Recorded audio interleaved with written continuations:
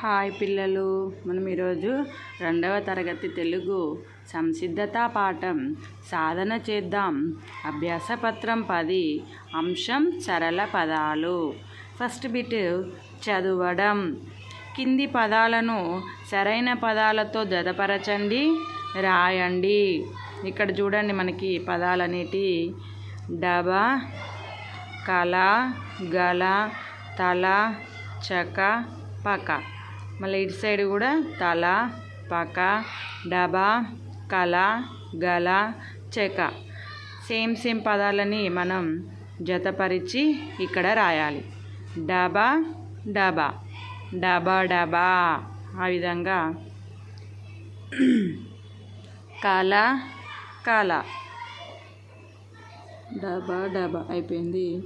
కల, కల ఏమవుతుంది? కల, కల. నెక్స్ట్ గల, గల, గల, గల. నెక్స్ట్ తల, తల, తల, తల. చక, చక, చక, చక. నెక్స్ట్ పక, పక, పక, పక.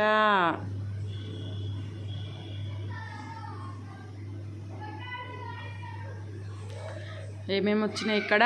డబ డబ, కల కల, గల గల, తల తల, చక చక, పక పక. నెక్స్ట్ సెకండ్ బిట్ రాయడం. కింది పదాలను గీతలలో అందంగా రాయండి. కింద పదాలు ఏమిచ్చాడో చూడండి. అమల, అరక, పడవ, తలగడ. వీటిని కింద గీతలలో అందంగా రాయాలి. చదువుతూ రాయండి. ఆ మా లా, ఆ మా లా, ఆ మా లా, ఆ మా లా. నెక్స్ట్ ఆ రా కా, ఆ రా కా, ఆ రా కా, ఆ రా కా. నెక్స్ట్ పా డా వా, పా డా వా, పా డా వా, పా డా వా, పడవ.